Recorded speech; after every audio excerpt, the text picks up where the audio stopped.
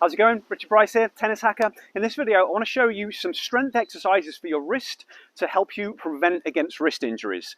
Now, wrist injuries are very common in tennis. It's an interesting joint.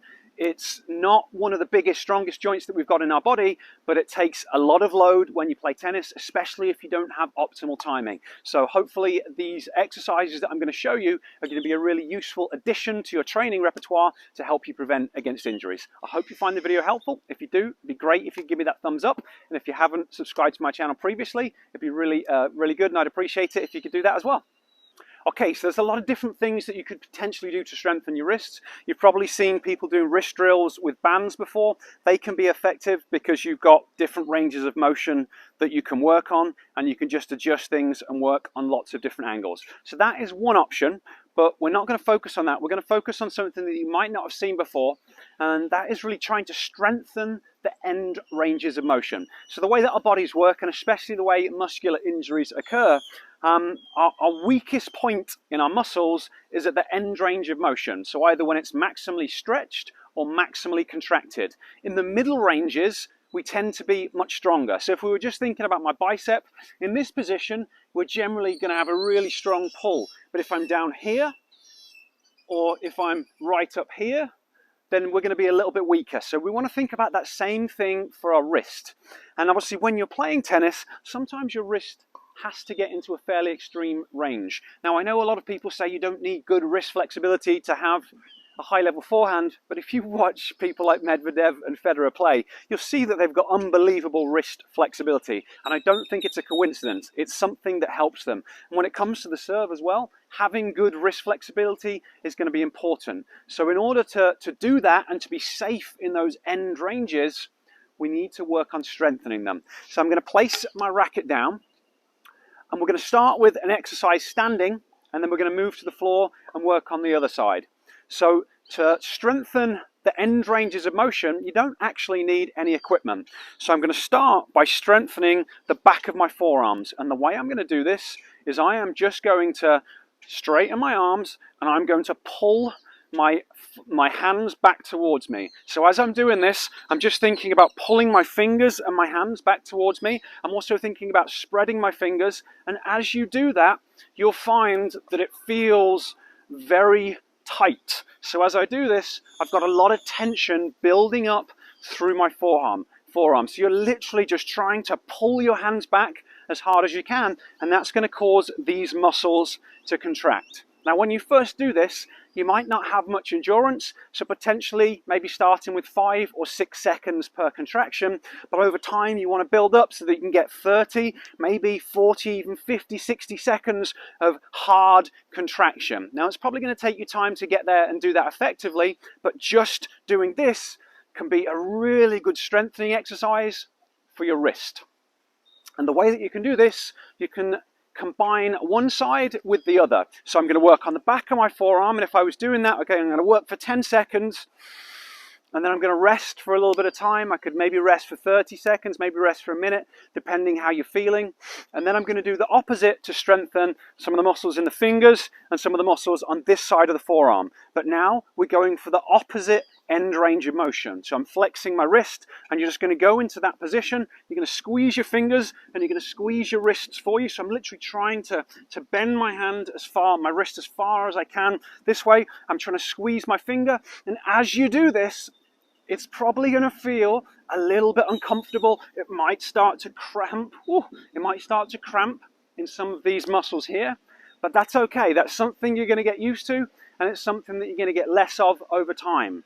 So I've done the back of my hand, I've taken a rest, I've now done the front of my forearm. Again, I'm going to take a rest, and then I'm going to go back to the back of the hand again. So I'm going to go into that position, and I'm now going to work on that extension. I'm trying to spread my fingers, and I'm trying to pull them back as hard as I can. So I'm really trying to contract these muscles here.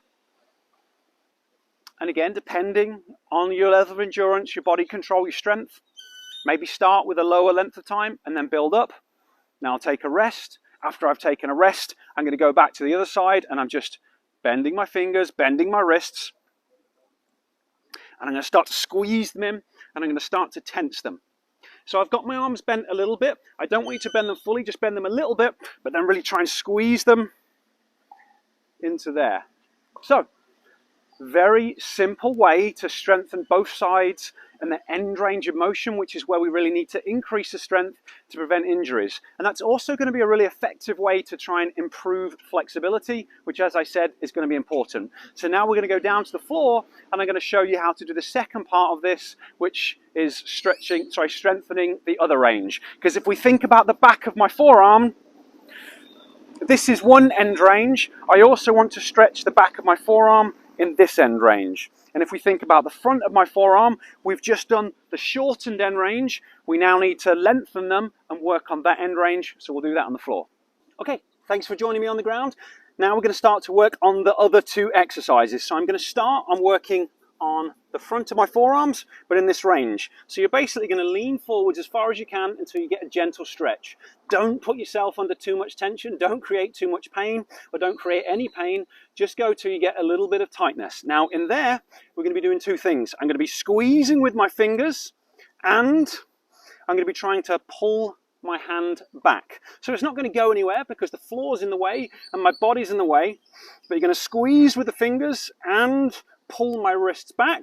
And as I do that, I'm going to hold this position, but I'm going to work on creating tension. And as I do that, I'm building up tension in the back of the forearms, or sorry, in the front of the forearms by doing that. So that is going to be one variation of this exercise. Just like we've done a moment ago, we're now going to take a little bit of a rest, then we're going to switch over and work on the other side. So for the other side, I'm now going into this position, and you can see my wrists aren't amazingly flexible. In this position, I'm going to start to push back. So I'm trying to push my hands into the ground. Now, it's actually probably a terrible idea for you to do this on a hard floor straight away. It might not be that comfortable. I would recommend starting on something a little bit softer, maybe putting a towel down. And this one you're going to have to build up really slowly, because potentially just being in this position might be really uncomfortable for you. So I'm just going to start by gently trying to push my wrists into the ground. I'm trying to extend my fingers into the ground. And as I do that, I'm creating tension through this part of the arm. I would then take a rest, switch back. After my rest, I'm going to go for this, and I'm going to be bending my fingers, and I'm going to be pushing my hands into the ground. Do that for a period of time, then switch back, go into the back of the wrists, and again, just push into the ground as if I'm trying to do this, but into the ground. Now, when you do that, it might feel a little bit uncomfortable afterwards. So you might come up out of that and your wrists might feel a little bit tender. So I really want you to start this nice and gently. The stuff that I showed you today can kind of look simple because there's nothing really moving, but because we're working on the end range, your body might not be used to that, and it might want to let you know about it. So just start nice and gently and build up over time. But these are very effective exercises that are going to help you to increase the strength in your wrists to help you prevent injuries. Now, I made another video previously where I showed you some joint mobilizations and some nerve mobilizations. Adding that to this makes a really good potent program for helping to prevent injuries. So I will place a link to that in the description. But while I'm here, I also want to kind of let you know that if you've got wrist injuries at the moment, if you're struggling with wrist pain, there's probably a lot of stuff that you can do about it. Even if you're working with a physio or some kind of therapist or trainer, and they're trying to help you address your injuries, the way that the body works in terms of pain is kind of complicated, and most people don't study or really understand pain science. So even if you're working with someone and just not seeing the results that you want, potentially there are a few things that you can do to address it. Now, what I'll do is I'll place a link to a webinar down, or a web class down in the description, and I'll place a link up there so you can check that out. It's going to give you a lot more information on this, and then potentially after watching that, if you want a little bit of help, we can talk and see if there's something we can do to get you back on court and playing without any issues. So hopefully you've enjoyed this video. If you've got any questions about the stuff that I've talked about, feel free, leave me comments, questions down below, and I'll get back to you as quick as I can.